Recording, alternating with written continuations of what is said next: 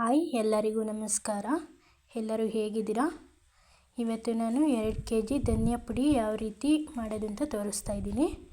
ಮತ್ತು ಅದಕ್ಕೆ ಯಾವ್ಯಾವ ಐಟಮ್ಸು ಎಷ್ಟೆಷ್ಟು ಗ್ರಾಮ್ಸ್ ಹಾಕಬೇಕು ಅನ್ನೋದು ಸಹ ತಿಳಿಸ್ತೀನಿ.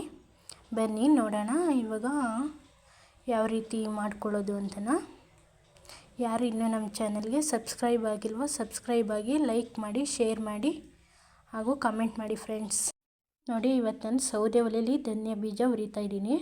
ಸೌದೆ ಒಲೆಯಲ್ಲಿ ಹುರಿಯೋದ್ರಿಂದ ಟೇಸ್ಟು ಚೆನ್ನಾಗಿ ಬರುತ್ತೆ ಪುಡಿದು. ಅದಕ್ಕೋಸ್ಕರ ನಾನಿವತ್ತು ಒಲೆ ಮೇಲೆ ಹುರ್ಕೊತಾ ಇದ್ದೀನಿ. ನೋಡಿ, ಬಾಣಲಿ ಇಟ್ಟಿದ್ದೀನಿ. ಬಾಣಲಿ ಸ್ವಲ್ಪ ಬಿಸಿ ಆಗಲಿ. ನಾನು ಮೊದಲೇ ಆಲ್ರೆಡಿ ಧನಿಯಾ ಬೀಜ ಕ್ಲೀನ್ ಮಾಡ್ಕೊಂಡು ಇಟ್ಕೊಂಡಿದ್ದೆ. ಅದನ್ನೀಗ ಬಾಣಲಿ ಬಿಸಿ ಆಗಿದೆ ಅಲ್ವಾ, ಅದರೊಳಗಡೆ ಸೇರಿಸ್ಕೊಂಡು ಇವಾಗ ಹುರ್ಕೊತಾ ಇದ್ದೀನಿ.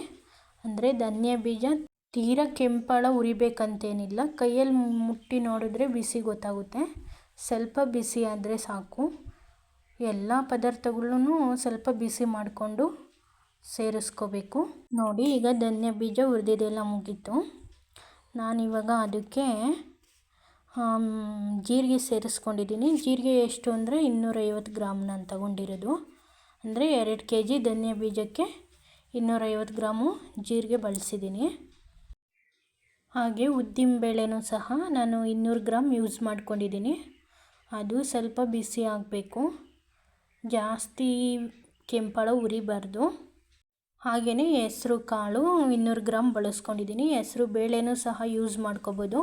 ನಾನು ಹೆಸರು ಕಾಳು ಬಳಸಿದ್ದೀನಿ.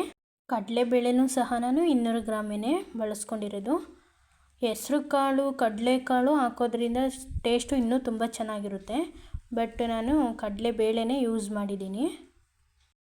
ಸ್ವಲ್ಪ ಬಿಸಿ ಆದರೆ ಅಷ್ಟೇ ಸಾಕು. ನಾನು ಕಡಲೆನೂ ಸಹ 250 ಗ್ರಾಮು ಸೇರಿಸ್ಕೊಂಡಿದ್ದೀನಿ. ಹಾಗೆಯೇ ಮೆಂತ್ಯನ 50 ಗ್ರಾಮ್ ಯೂಸ್ ಮಾಡ್ಕೊಂಡಿದ್ದೀನಿ. ಅದ್ರ ಜೊತೆ ಮೆಣಸನ್ನು ಸಹ 25 ಗ್ರಾಮು ಬಳಸ್ಕೊಂಡಿದ್ದೀನಿ ನಾನು. ಅದನ್ನು ಸ್ವಲ್ಪ ಹುರ್ಕೊತಾ ಇದ್ದೀನಿ. ನೆಕ್ಸ್ಟು ಸಾಸಿವೆನೂ ಕೂಡ ನಾನು 25 ಗ್ರಾಮೇ ಬಳಸ್ಕೊಂಡಿದ್ದೀನಿ. ಹಾಗೆಯೇ ಗಸಗಸೆನೂ 50 ಗ್ರಾಮ್ ಬಳಸ್ಕೊಂಡಿದ್ದೀನಿ. ಹಾಗೆಯೇ ನಾನು ಚಕ್ಕೆ ಮತ್ತು ಲವಂಗನೂ 25 ಗ್ರಾಮ್ ಅಷ್ಟೇ ಬಳಸ್ಕೊಂಡಿರೋದು. ಜಾಸ್ತಿ ಹಾಕ್ಕೊಂಡ್ರೆ ಚಕ್ಕೆ ಮತ್ತು ಲವಂಗ ಅದೇ ಸ್ಮೆಲ್ ಹೊಡೆಯುತ್ತೆ. ಹಾಗಾಗಿ 25 ಗ್ರಾಮ್ ಅಷ್ಟೇ ಬಳಸ್ಕೊಂಡಿರೋದು. ಹಾಗೆ ನಾನು ಅರಿಶಿಣದ ಬೋಟು ಜಜ್ಜಿಬಿಟ್ಟು ಸೇರಿಸ್ಕೊಂಡಿದ್ದೀನಿ 100 ಗ್ರಾಮು. ನೀವು ಅರಿಶಿಣದ ಪುಡಿ ಬೇಕಾದರೂ ಯೂಸ್ ಮಾಡ್ಬೋದು. ಹಾಗೆಯೇ ಒಂದು ಹಿಡಿ ಕರಿಬೇವಿನ ಸೊಪ್ಪನ್ನು ಸಹ ಯೂಸ್ ಮಾಡಿದ್ದೀನಿ. ಇದ್ರ ಜೊತೆ 250 ಗ್ರಾಮು ಅಕ್ಕಿ ಸೇರಿಸ್ಕೊಂಡಿದ್ದೀನಿ. ಅಕ್ಕಿ ಹಾಕೋದ್ರಿಂದ ಸಾಂಬಾರು ಚೆನ್ನಾಗಿ ಗಟ್ಟಿ ಬರುತ್ತೆ ಅಂತ. ಹಾಗೆಯೇ ಅರ್ಧ kg ಬ್ಯಾಡಗಿ ಮೆಣಸಿನ್ಕಾಯಿ ಯೂಸ್ ಮಾಡಿದ್ದೀನಿ. ಅದು ಸ್ವಲ್ಪ ಕೆಂಪಾಳ ಹುರ್ಕೋಬೇಕು ಮೆಣಸಿನ್ಕಾಯಿ. ನಾನು ಖಾರದ ಮೆಣಸಿನ್ಕಾಯಿನೂ ಸಹ ಅರ್ಧ kg ಯೂಸ್ ಮಾಡಿದ್ದೀನಿ.